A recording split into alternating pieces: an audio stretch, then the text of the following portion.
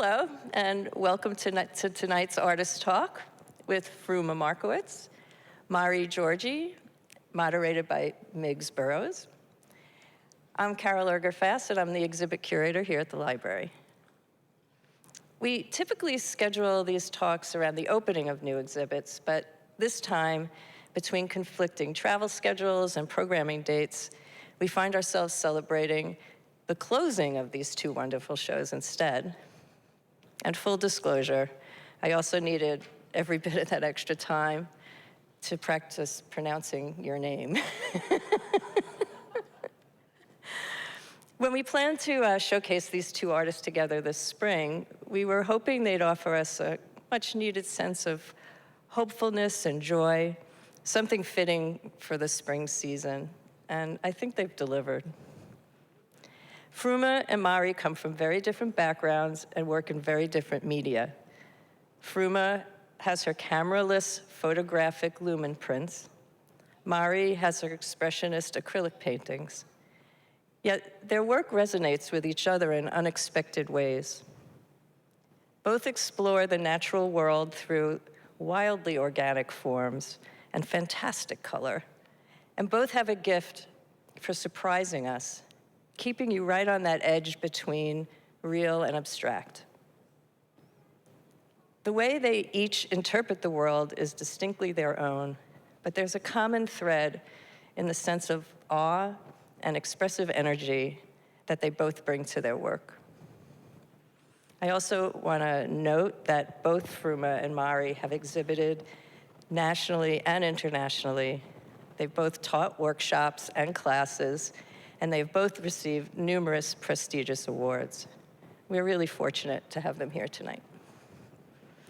Before I hand this over to Miggs, I want to thank the library's art committee for everything they do to make these exhibits and programs happen, and Verso Studios for producing and recording tonight's presentation. We'll have time for a Q&A after the talk, and since we're recording, we ask that you go over to the mic over there where the Westport Library backdrop is, so that everyone can hear your questions. Thanks for coming, and enjoy the conversation.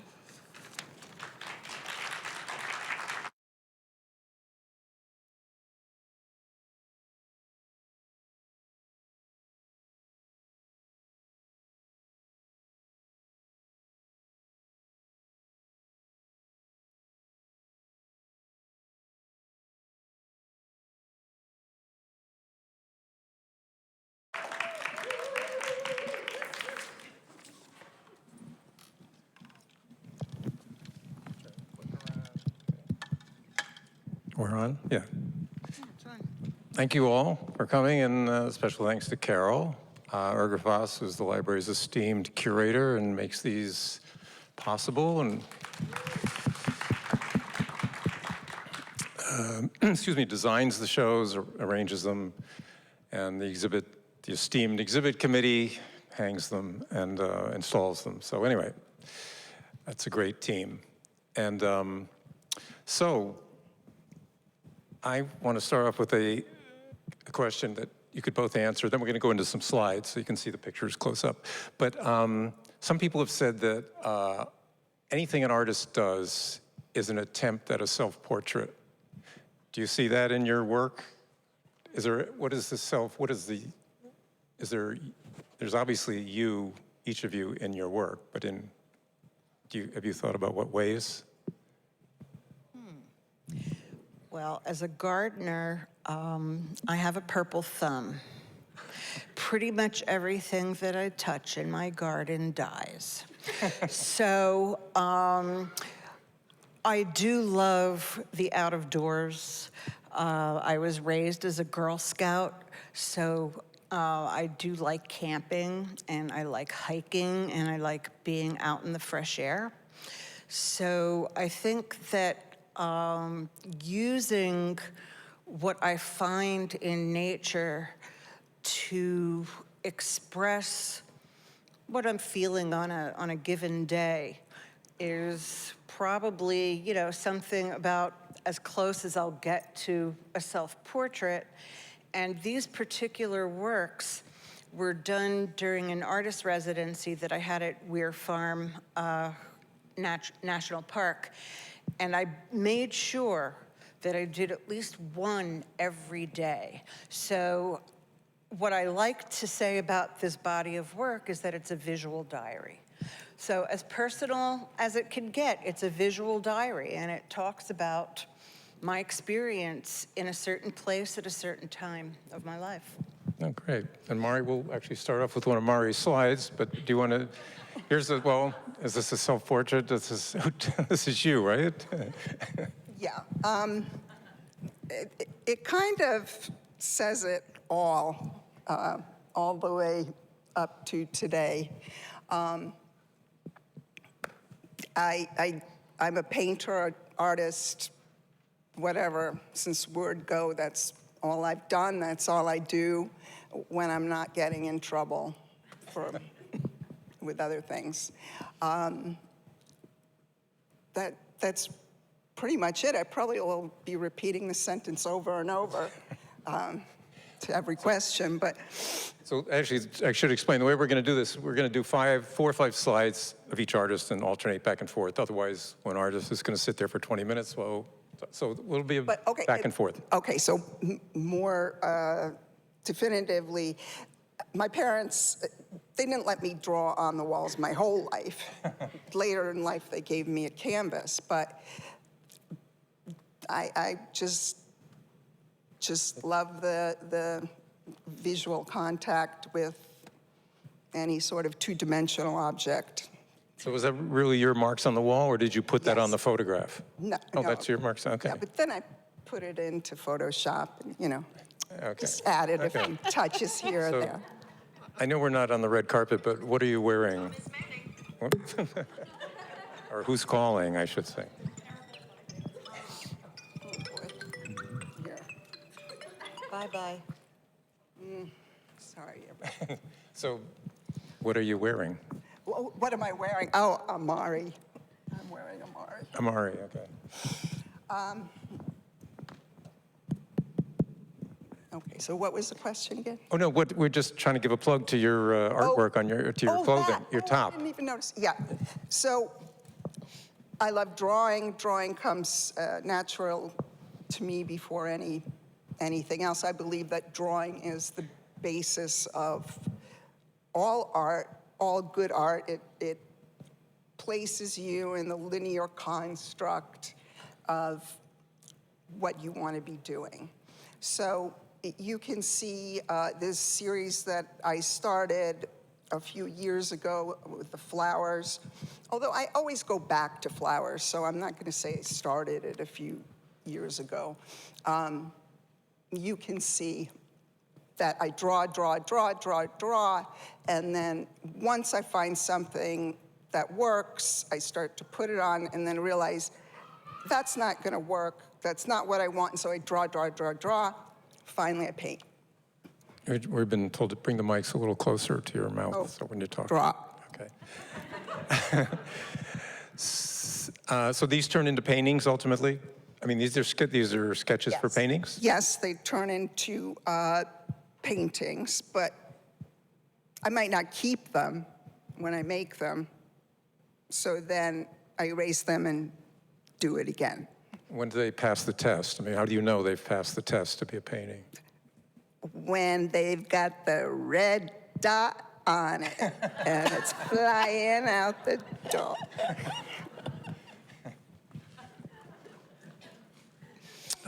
Okay, we're going to bounce to Fruma for a little bit. This is part of your Lumen series, which is fascinating. I mean, it's over there. Anybody got a look at it, or after this, you can get a close-up look, but here they are on the screen. You want to briefly describe the process of this? Yeah, sure. So this is a cameraless process. It involves using just plain old standard black and white darkroom paper.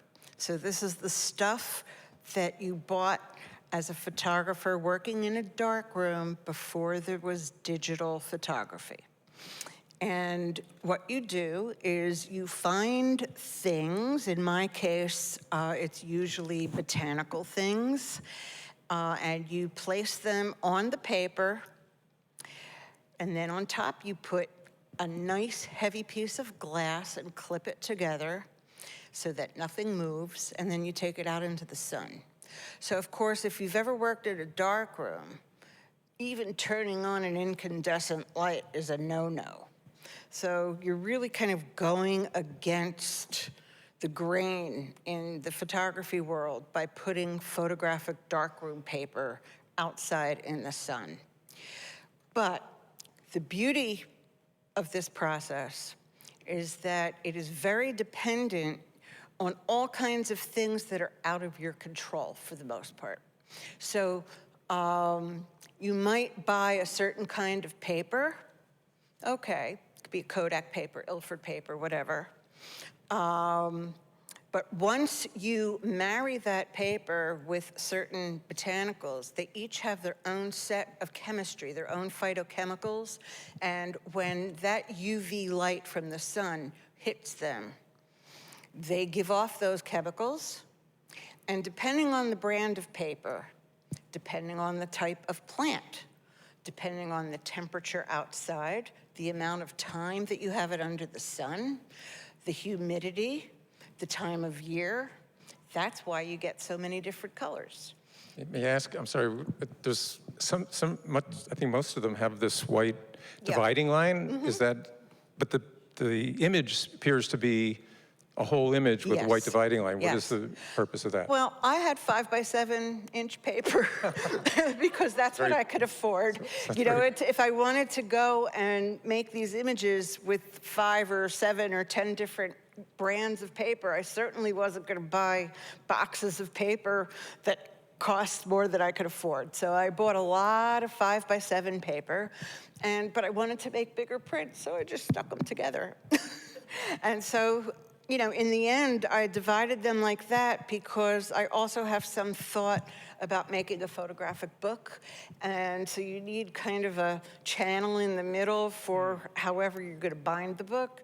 So they're kind of works in progress, even though what you see looks like final works, but they're kind of works in progress. Well, good answer. You both, we're going to get into it later, but I mean, you've both done work with books, bookmaking. So, Mari, is this in the show or not? Or is this a different piece? No. No. Okay. That's not in this show. Yeah. It shows a little bit how I first put down the line, and then I go back in with the paint and put the paint in. That's why I put this slide in pretty much. So I'm working from dark up to light. You mentioned in your artist statement, I think in the panel there, that you see flowers, or you try to convey their attitude. Yeah. What does that mean? Well, it's with everything. I paint or I draw. I try to find the spirit in it and convey that, even if it's a paper bag.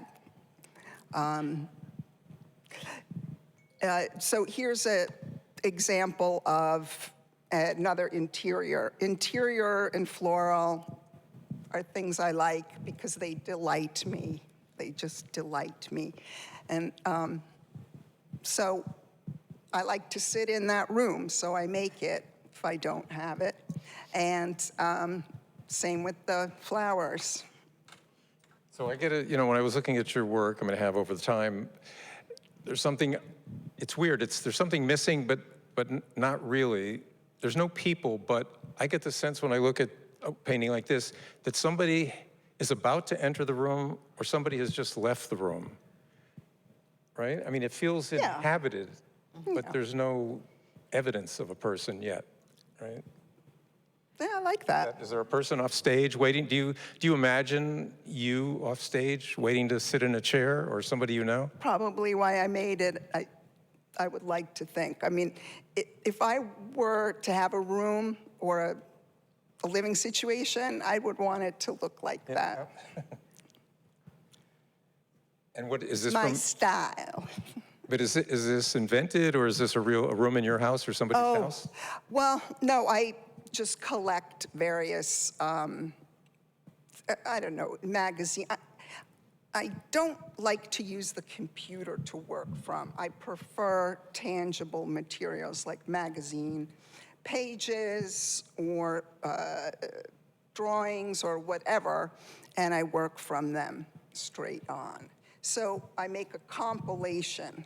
So the rug might be something I saw, the chair might be something I made up from my head, or compilation, yeah. So there's no Rhyme or reason, no. There's no possibility I'm going to walk into a room that looks like that anywhere, No. right? Okay. Not that. Like, unless you want to buy it, and in which case, you could, that's as close. And here's one more. No, so this, I mean, again, there's, I don't know, well, obviously the appeal, everyone can see for themselves why it's appealing, but the chair's a little Yeah. tilted, and, Yeah. and it's, again, it's like somebody just bolted out of the room or something. I don't know. Uh-huh, yeah. It definitely does tilt like that, and yeah, after a while, it just, that's who it is. Okay, back to Fruma for a little bit. Is this a lumen also? So this is, yeah. So maybe this is too bizarre, but so this is done, these are created out of pressure and heat and light, right? Which maybe you could make the stretch that all art is created out of pressure and heat and maybe some light, if you're lucky. So yeah, so how long does it, did you say how long does it take to have these Well, baked? I've had these out in the sun from 10 minutes all the way up to a day or two.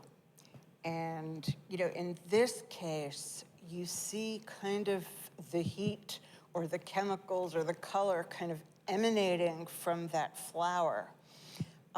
That's called a penumbra for people that, you know, know the word. It's a kind of shadow. And this is what happens when it's very hot outside.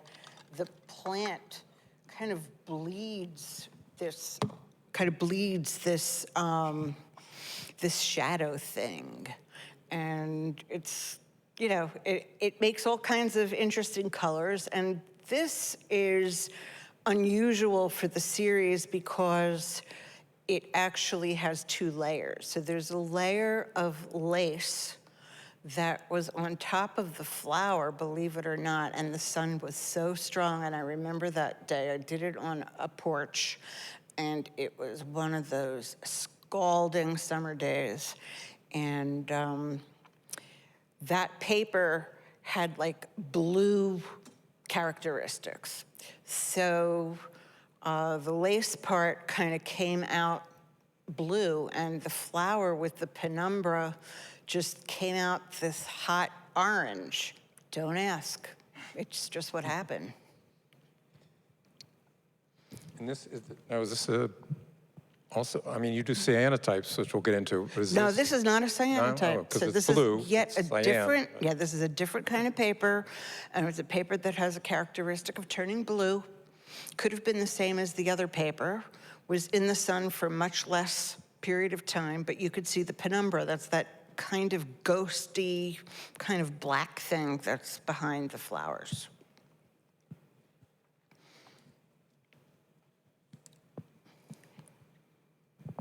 And Now- here here you could see it as well, but it's not as pronounced.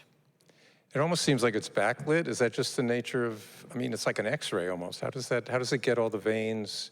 Because leaves are it's- fairly opaque, obviously. Right, They're- right. So here's another interesting thing. So you mentioned cyanotype, which is another process that I use that you don't need a camera for, but it's photographic. And often with the cyanotype, it's much more sensitive to the sun, and the exposures are a lot shorter. But what happens is you don't get the veins. So with this process, you get a lot of the detail of the plants. And the longer you leave your piece out in the sun, to soak up those nice UV rays, the more detail you get in the pieces. So this was a fig leaf, and I don't know why it looks like it's moving, but it could be because I use different interventions. It's not only the leaf and the paper under glass. It could very well be that I used plastic wrap, and I wrapped this around the outside of the glass, and it made those streaks. Have you ever tried, like, moving it every minute or so, or just? Well, I've let the wind do that. So if you don't put the glass on top of your object, if it's a windy day, it will move.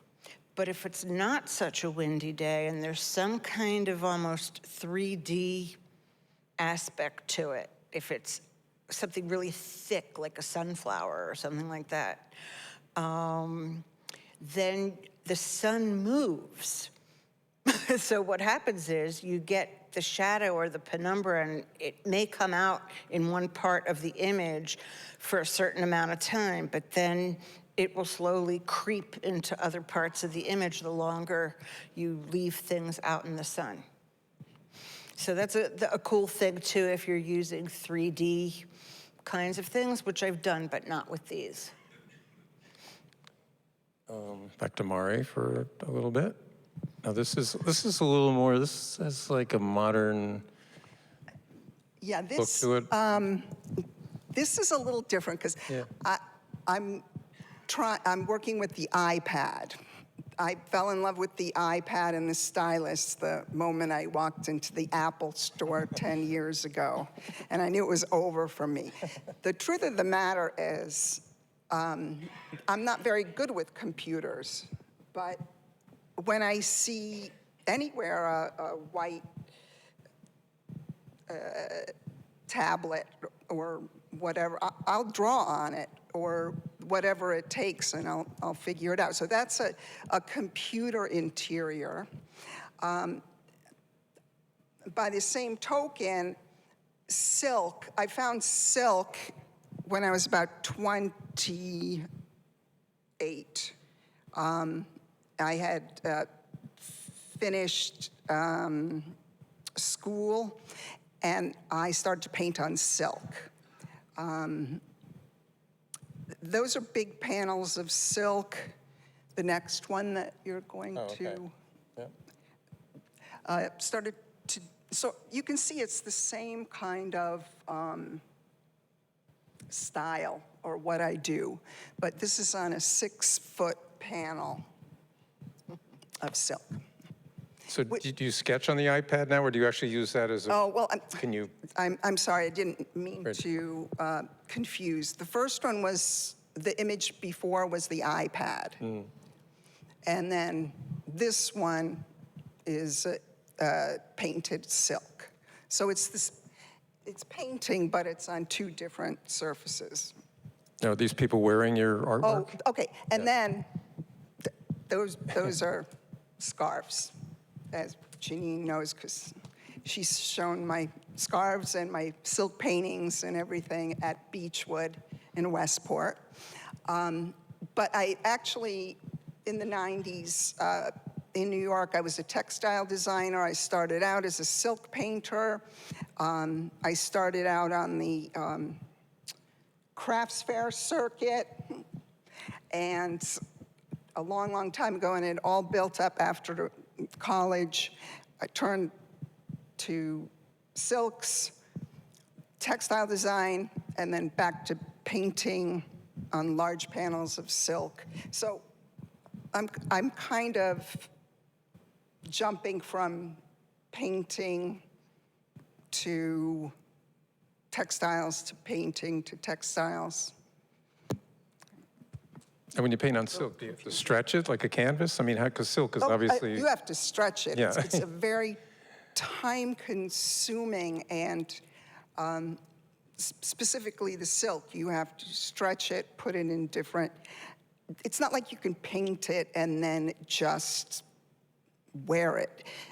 textiles, painting on textiles, working with textiles, it's very technical so that it won't bleed, so that it won't, you go through 1,000 processes till it is wearable. But if you just want to put it up in a frame, you also have to go through processes of keeping it from fading and whatnot. But anyway, this picture shows, well, not me, but at a trade show in New York when I was selling my designs to some private label companies. So the shirt you're wearing, is that hand-painted or that's a print that's been printed, reproduced? I'm glad you asked. No. Yeah. And Nowadays, I mean, what I'm showing there is from 30 years ago. Nowadays, you turn on your computer, you go to Prints a Lot or something like that, you throw in your photos, and ta-da! So print on demand is just fabulous. I was just telling a friend that my new pastime, you know, many people, I don't know, play chess on the computer or gamble on the computer. What I do is I take my photos and I put them into these Prints a Lot places, and I get clothing back, you know, with people on it and designs and everything. So anyway, yeah, oh, and this is an incredible company, Evocateur, from Westport, run by my dear, dear, dear friend, Barbara Inamorati, and she was the one who first gave me textile play, or take my images. This one is down in the gallery there, on jewelry. So not only was my art on textiles, but on jewelry and on canvas.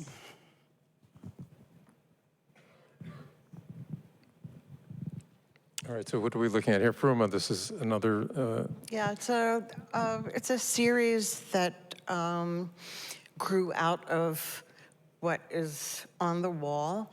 So instead of just putting two 5x7 pieces of paper together, I indulged myself in a very large and heavy oak frame that's 20 by 24.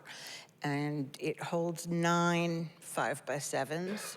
And I put them together and really liked, you know, how they came out. And I call this series Picture Windows because they look like picture windows. And the idea was to kind of make a record of places that remind me of certain people, or colors that remind me of certain people. This one is called Sarah's True Colors because my daughter is Sarah, and when I think about her, these are the colors that I associate with her. and it's hard for me to tell, what plant life is that? Are we looking at those pine cones? There are or- sensitive ferns, and there are other kinds of ferns, and there are other things that I have no idea what they are. But They look good. yep, Right. they remind me of her. And this one I think is called By the Beautiful Sea, and it reminded me of where we live, you know, here on the Long Island Sound, and indeed you could see some of the grasses that I collected out in the wild. And again, you know, in contrast to the first image that you saw, these colors are totally different because it's a totally different paper, and these are the colors that result from this paper. I mean, it's incredible, you know, how different they can be. So it's kind of, must be a fun surprise when It's you, always a surprise. because you don't know really. Yeah, I what you mean, got. part of this, you know, it's very interesting, but when I first started working as a photographer, I taught photography, and I would come to the first class of Photo 101, and inevitably somebody in the class would say, "What kind of camera should I buy?" And I would look them in the eyes and I would say, "You already have a camera. You have 2 cameras. They're right here. You don't need to buy any kind of camera. This is what you need. You need to be able to see." And so even the people that are online, they're talking about, well, what f-stop did you use? And how long was that exposure? And this, that, and the other thing. I love these processes precisely because they're not precise. Because I never know what's gonna happen. And yeah, there's plenty of failures, believe me. You're seeing only the successes, but there's plenty of failures. And so when something does work, it's even better. These pods of some sort, they look like pods. Okay, so this is probably a weeping willow branch. And this was me venturing out into something else. So you'll see that there is a human figure in the lower left-hand corner. And you'll also see that there are, well, it's a weeping willow branch, and it's also, you know, ginkgo leaves. And then there's a lot of sprinkly stuff.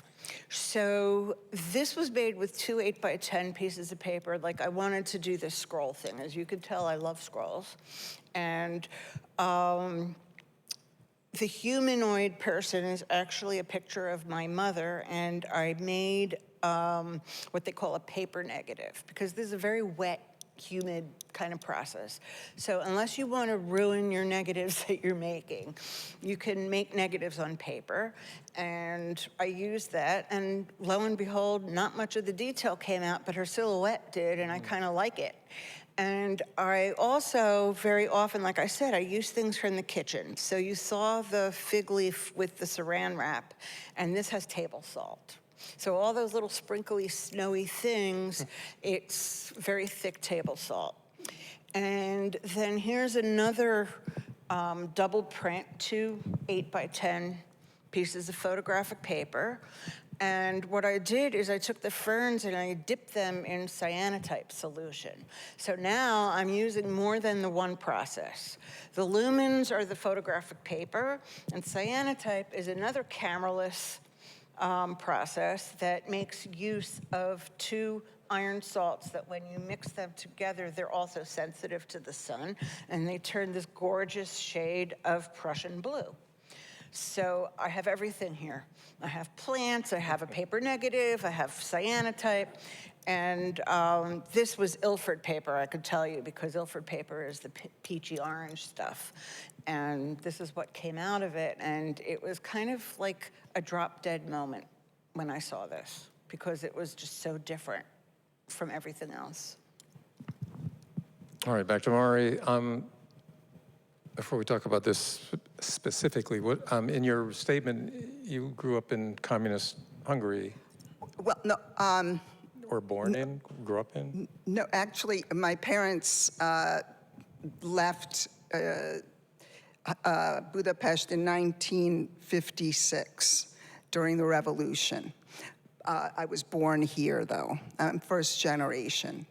But well, not we, my father couldn't get back in, but I started to go to Hungary in 1970 when you could start going back in to the country. But did that heritage impact you? I mean, through your family, through the discussions and conversations? Every day of my life, Yeah. everything I am is about that duality, and that's why there's piles of books trying to figure it out. So I'm a chronic bookmaker, I admit. When I'm not painting on canvas or fabric or the computer, I am tangibly making books. And I make a lot of books about my heritage. The fact that I was born here but sort of raised in a Hungarian bubble because I didn't know English till I went to kindergarten. I thought everyone knew Hungarian. I mean, just in the grocery store, I couldn't figure out why nobody was answering me. But yeah, then the duality started, trying to figure out what this was and what to do with it. And here I am at 62, still not knowing, but working on how to process it. A lot of these books are about specific issues and historical things. This one was more of a poetry about being a peasant out in the country. And it's actually better than it looks, so let's just leave it at that. There's wax on its edges, so it has this kind of crinkly look, and lots of transparencies and paint on it, and gold and maps and everything. Okay. But, I mean, when you talk about the duality, maybe it should be obvious, but what is that between freedom and oppression, or your youth and your current state? Oh my God, get the bottles of alcohol out. Because I mean, that's everything. Those are the big questions of my life. You pretty much hit it, Migs. Just, this one in particular is an accordion book, and it's an etching book, so it's a long etching plate, and it's of people whispering to one another. And then I added these prints together. And basically what it is about is before 1956, the communists, it was becoming more and more totalitarian. You couldn't talk to other people. You couldn't say anything about the government or they would put you away. And therefore, people didn't know what other people were saying. And this is all about accusing someone of being a spy. And then at the end, it says a lie. Well, this is personal because my father at 20 got drunk with a French guy at the university. And the next day he was taken away and told that he's been put in prison because he's a French spy for General de Gaulle. So the communists put him away for 7 years. That's what this book is about. And the other pile of books are the ones that a lot of the other issues, rich issues, are about. All right, well, there's a transition here that's interesting because we're going to go to Fruma's piece here. We're in the same book group. Oh, are you? Oh, okay, so it's not Not a reading book. a bookmaking group. Yeah. Which, well, it doesn't teach you, well, maybe the mechanics of it, but the concepts, the beauty of it comes from you. And what inspired this book? I have an obsession with Morocco. Microphone up close. I have an obsession with Morocco. I won't go into the long and short of it, but I actually got to go there finally, bucket list item, right before COVID. So it was January 2020. And at that point in time, I wasn't doing experimental work. I was doing regular old digital photography, and I loved traveling And so that was also my approach to Morocco, was to take thousands of pictures, and I have thousands of pictures. So I started to become very interested in this thing called bookmaking. And this is the first book I ever made. It is layered both in Photoshop with pictures of doors in Morocco that are combined with other kind of natural areas in Morocco. So it's kind of, again, you know, I do these diaries. They're kind of diaries of my experience. And these are doors from different places in Morocco, along with the Atlas Mountains. So the back of this book is actually a black and white picture of some oases in the Atlas Mountains. And so it kind of plays off of what's inside, what's outside, that kind of thing. Okay, we'll probably have to move along so we Yeah. can see more slides before we run out of time. Yeah. Then we'll take some questions. And this is, now, what technique is So are we looking at? this is cyanotype, folks. Okay. This is what it looks like. It's blue. And it's blue and white. And this is, like I said, you know, I love the process. So very often I will take photographs of what the prints look like right at the moment that I've removed the botanical stuff. So I believe that this is probably a photograph that I took with a camera, with a digital camera, of a cyanotype print before I washed it. Because the way that you develop a cyanotype print is you just put it in regular water and lo and behold, you have a print. So that's what I think, and this was one of my first. You know, this is something I got into experimental photography during COVID because I couldn't go anywhere. So, you know, instead of taking photos, I made them where I was. I had the experience, as you remember, several years ago, we taught a class, kids Yes. from Homes with Hope, Project Return, Yep. on the beach, and did a cyanotypes right there on a patio, and the kids were just amazed. I mean, they didn't, 'Cause it was it's magical. magic. Yeah, it was magic. It's yeah. magic. And it only takes, what was like 30 minutes maybe, exposure? Well, the little ones took 10 minutes, Oh, yeah. but remember, we bought that mural. So we bought a pre-coated, Oh, sheet-sized murals, and the women laid down on that's them, and we right. made full body prints in the sun on the beach, and they couldn't move. These were women that like to move. They couldn't move. But anyway, yeah, it was fun.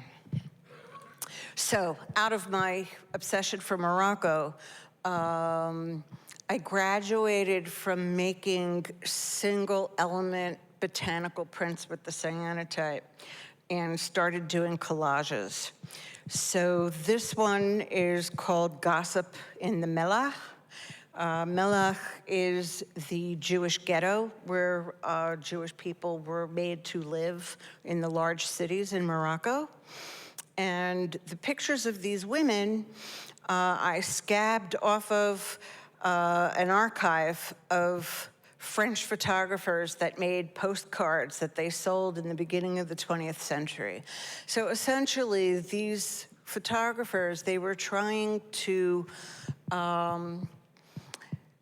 colonized North Africa. They were French, and they made photographs of women, not just Jewish women, Arab women, Berber tribal women, and basically it was a male gaze that pretty much sexualized, objectified all of these women. So in this particular project,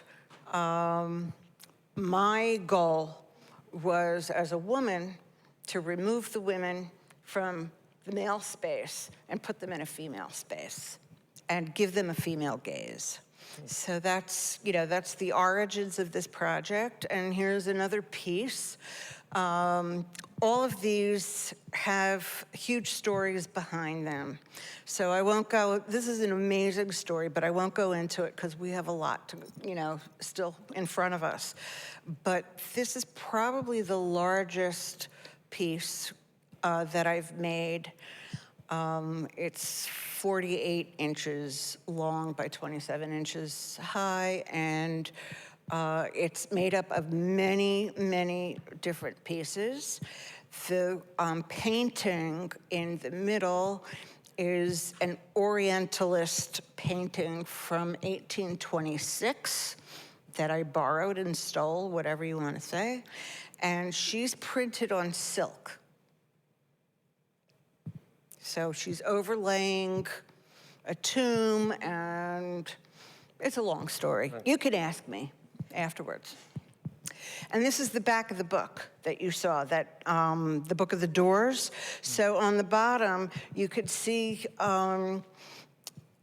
that picture of the mountains in Morocco, and I stamped on them, and you could see the front cover and the back cover, which are more or less the same door, but with different things sandwiched on them. I used silk and embroidery and gold pen and machine sewing and all of that good stuff.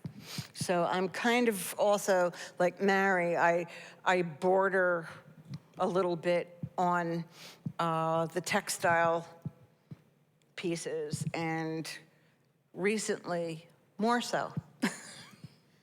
All right, well, we want to leave time for questions, so I'm going to probably flip through some slides as we're taking questions so they can see more of your work.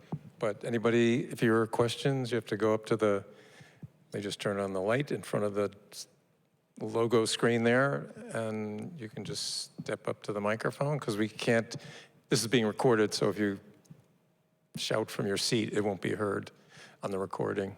Anybody brave enough? There's a brave person over there. So thank you, everybody. And I'll start by saying I'm here for two reasons. One, I'm a longtime friend of Mari for 40 years, so I know she's sitting there aghast, wondering what embarrassing question that I'm going to ask. So I'm reveling in that part of it. But no, this has been very enjoyable.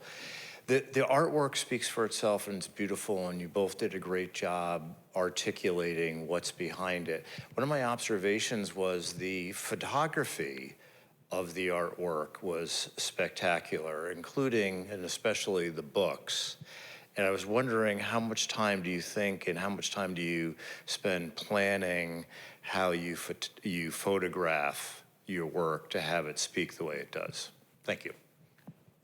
Yeah, actually, that's a really good question, because there's some artists who don't have any experience photographing their work, and sometimes it's taken at a severe angle, or it's taken behind glass, and there's a flash bulb in the middle of it. Anyway, good question. Anyone?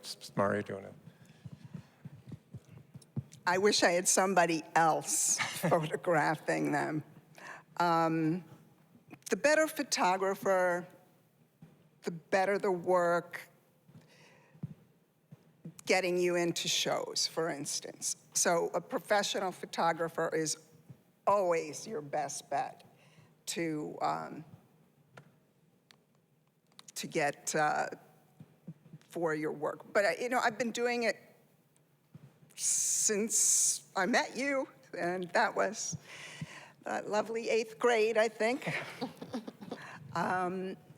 You just have to, because how else are you going to keep a record of your work? You photograph it. So, From how about, yeah, do you photograph I'm your a own work? professional photographer. You're not allowed to use a I'm camera. I'm also in cahoots with a partner who's a professional photographer. So if I don't know how to photograph something, I have someone to go to. I cheat. it shows. Anyone else? Any last questions? Well, thank you both. Thank you all for being here. That was great. Thank you, Migs. Thank you, Migs. And also thank you, Carol. Yes, thank you. Thank you, Carol. Thanks everyone for coming. Absolutely. Yeah, and take a closer look at both, Yeah. everybody's work on the walls here, and And if you were too shy to ask in public, you could come up and ask us in person. We'll be happy to answer.